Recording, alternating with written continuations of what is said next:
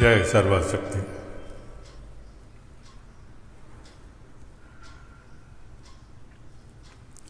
आज हम जिस विषय पर बात करने जा रहे हैं वो है आज़ादी की सच्चाई। क्या हम सचमुच आज़ाद हैं?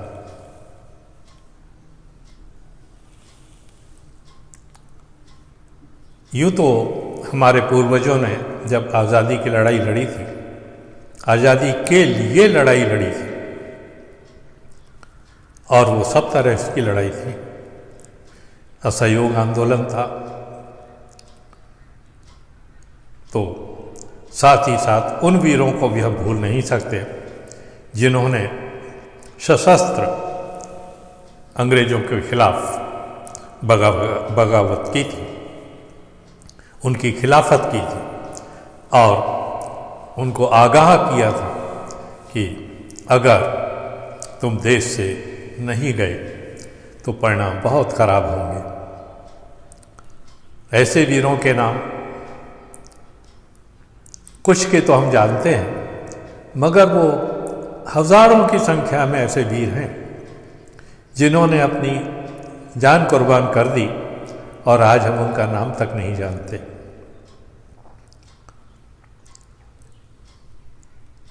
मगर इतनी कुर्बानियों के बावजूद जो आज़ादी हमें मिली, क्या उस आज़ादी का हम उपभोग कर सकते हैं, कर रहे हैं, कर पाएंगे?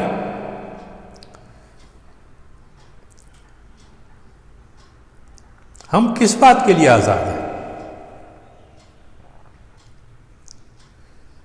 इस बात के लिए कि बस हम कह दें हम आज़ाद हैं, हमारा अपना शासन है हमारे देश पर क्या सचमुच हमारा अपना शासन है? आज व्यवस्था कुछ इस प्रकार की हो गई है कि हम भ्रम में हैं कि हमारा शासन है। शासन तो धनिकों का है, दंडाधीशों का है, और इस बात से आप इनकार नहीं कर सकते। आज हमारे देश में हम अपनी बात को कहने के लिए भी आज़ाद नहीं हैं। हमारी सरकारों को अगर ऐसा लगता है कि ये तो हमारे खिलाफ बात कर रहा है, तो वो तुरंत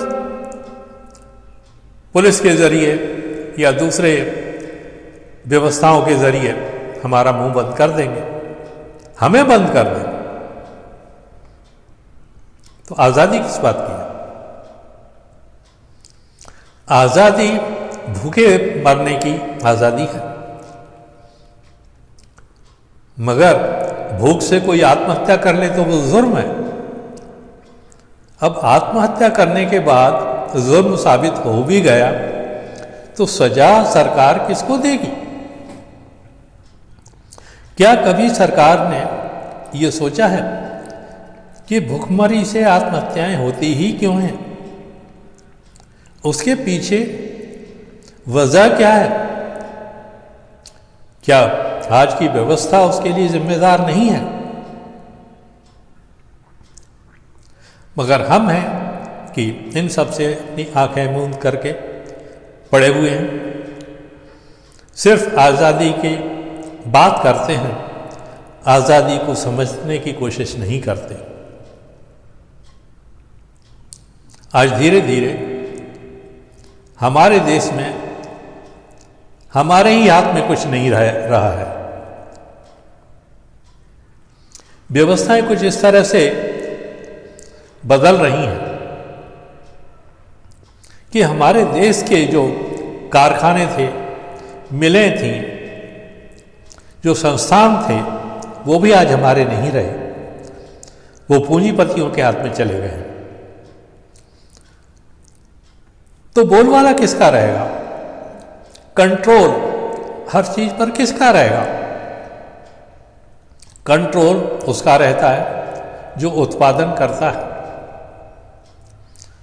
जिसके पास धन पर्याप्त मात्रा में है, तो फिर कंट्रोल किसका हुआ? हमारा। उस गरीब का जो फुटपाथ पर रहता है, उस किसान का जो साल भर मेहनत तो करता है, पर कभी बरसात से कभी सूखा से पीड़ित रहता है। आज भी इस व्यवस्था पर कोई एक ऐसा सुझाव या पर्याय नहीं मिला जिससे किसान बिना किसी परेशानी के अपनी फसल उगा सके और अपनी पैदावार बढ़ा सके।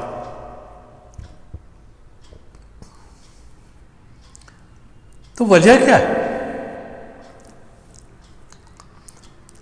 अगर हम सोचेंगे तो वजह भी मालूम पड़ जाएगा।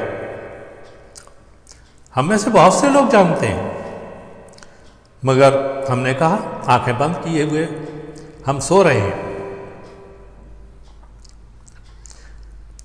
प्रजातंत्र में शासन तब अपना होता है जब जनता जागरूक होती है, जनता को राजनीति का ज्ञान होता है।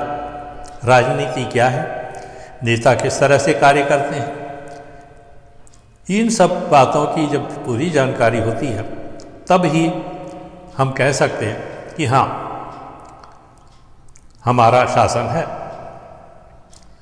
पर हम में से कितने हैं? हम सिर्फ ये जानते हैं कि जब चुनाव आते हैं तो हमें वोट देना है। अब उस व्यवस्था में भी मुश्किल से 50-55% लोग वोट डालने जाते हैं। उनमें से जिसको 15-20% वोट मिल गए वो जीत जाता है, उसका बहुमत हो जाता है और उसकी सरकार बन जाती है। तो सरकार किसकी बनती? उनकी जिनको 15-20% लोगों ने चुना है। तो बाकी के जो 80-75% लोग हैं, क्या उनकी सरकार होती है? अब कहेंगे कि आप वोट नहीं डालो तो सरकार क्या करेगी? सच है। और इसीलिए हमने कहा कि जनता में जागरूकता की ज़रूरत है, ज्ञान की, समझ की ज़रूरत है कि आज़ादी को हमने अगर कायम रखना है तो हमें सिर्फ हमारे अधिकार ही नहीं, अपने कर्तव्यों का भी पालन करना चाहिए। अगर हम अपने कर्तव्यों से विमुख होते हैं तो हम न तो सच्चे नागरिक कहला सकते हैं, न सच्चे रूप में आज़ाद। तो इसका आखिर क्या रास्ता है? हम क्या करें? देखिए, जिस देश का नागरिक समर्थ होता है वो देश समर्थ होता है। और नागरिक का मतलब 10-20 हजार पूंजीपति नहीं होते। नागरिक का अर्थ होता है हमारे भारत देश में 140 करोड़ जनता। 140 करोड़, चलिए बच्चों को अगर निकाल भी दें तो भी 100-125 करोड़ वो समर्थ हैं जो आज कार्य तो करना चाहते हैं मगर हाथ में कार्य नहीं है, काम नहीं है। हमारे युवा विद्यालयों से पढ़ के बाहर निकलते हैं, लाखों करोड़ों ग्रेजुएट हर साल निकलते हैं, मगर उतनी नौकरियां नहीं होती। पहले भी कहा था, इस व्यवस्था में परिवर्तन जरूरी है। शैक्षिक व्यवस्था में भी और हमारी सोच में भी। हम क्यों चाहते हैं नौकरी करना? नौकरी का मतलब हमने पहले भी कहा था, नौकरी का मतलब होता है गुलामी। हम अपने मालिक खुद क्यों नहीं बनना चाहते? देखिए, ऐसे तो सब इंसान होते हैं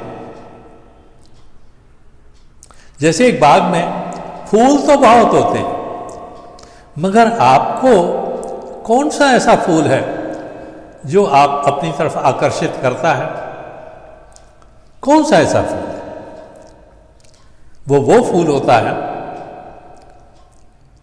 पहले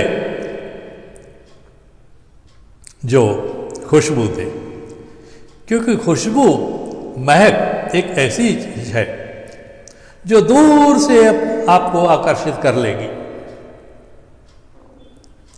और दूसरा जो गुण होता है फूल में, तो वो होता है सुंदरता का। जो अधिक आकर्षक, सुंदर, बनावट में अच्छा दिखने वाला हो वो, पर वो कब आकर्षित करता है? वो तब आकर्षित करता है जब आप उसके पास पहुंच जाते हो। पहुंचेंगे तभी तो आकर्षित करेगा। मगर सुगंध आपको बहुत दूर से, यूं कहिए क्या बाग में घुसे भी नहीं होंगे कि बाग के दरवाजे पर ही आपको पता चलेगा, वाह क्या खुशबू है, क्या महक है। और फिर उसकी तरफ आप बढ़ती, कहां से आ रही है महक? आप इस बात पर गौर करेंगे, आ कहां से रही है, तब आप उसकी तरफ बढ़ेंगे। मनुष्य में ये आकर्षण होता है उसके गुणों का, उसके कर्मों का। आपकी शख्सियत तो आपके पास होती है, आपका जो व्यक्तित्व है वो तो आपके पास है। आप बहुत खूबसूरत हैं, तंदुरुस्त हैं, जवान हैं, पूरी तरह से आप संपूर्ण हैं। ये कब लोगों को पता चलेगा? ये तब पता चलता है जब आप उनके सामने होते हैं। लेकिन आपके कर्म, आपके कर्मों की महक, आपके कर्मों की आभा, आपके कर्मों की सुंदरता बहुत दूर दूर तक फैल जाती है।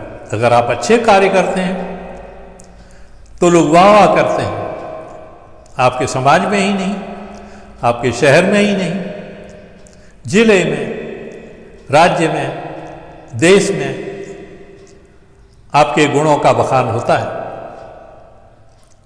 और अगर आप बुरे कर्म करते हैं तो वखान तो होता है उनका भी, मगर लोगों के दिल में वो इज्जत नहीं होती, वो मान नहीं होता। वाह क्या बात है, वो नहीं कहते। ओह, इस तरह से आदमी बात करता है ऐसे लोगों के बारे में। तो आइए, वक्त तो बहुत बीत चुका है, हमने कुछ समाधान खोजे हैं। आप हमसे जुड़ें तो हम आपको समझाएंगे कि वो समाधान, वो रास्ते क्या हैं जिससे देश का हर युवा, हर नर नारी अपना ख्याल खुद रख सकेगा। देखिए, काम तो हर कोई करना चाहता है, ये नहीं कि लोग काम नहीं करना चाहते, मगर काम तो तब करेंगे ना जब आदमी के पास काम होगा।